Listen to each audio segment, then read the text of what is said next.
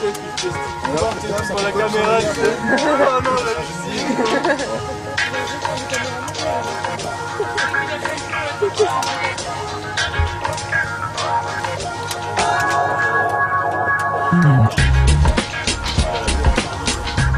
Donc effectivement, les conditions climatiques du millésime ont été extrêmement difficiles, surtout dans la première partie de la phase végétative de la vigne, savoir des conditions pluvieuses et relativement fraîches, surtout pendant l'été.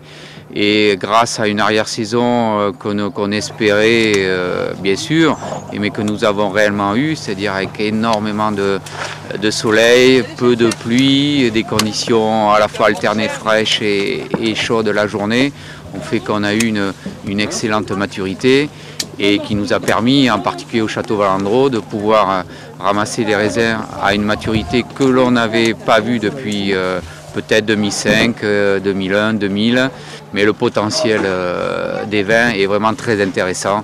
Donc je pense que le millésime sera très surprenant. Il y a eu un énorme travail bien sûr prophylactique entre les ébourgeonnages, les vendanges en verre, ce qu'on appelle aussi les vendanges en rose qui consiste à faire tomber les deuxièmes générations de grappes. Donc ce travail préparatoire fait qu'on a une homogénéité de la récolte qui est vraiment très intéressante, avec bien sûr des traitements prophylactiques anti-botrytis qui ont vraiment porté leurs fruits, qui nous a permis de vendanger très très tard. Puisque vendanger autour du 15-20 octobre, bon, c'est pas très courant à Bordeaux, surtout pour des merlots, qui risquent de surprendre peut-être certains journalistes, puisque de plus en plus, malheureusement, on parle souvent d'un millésime avant qu'il soit fait.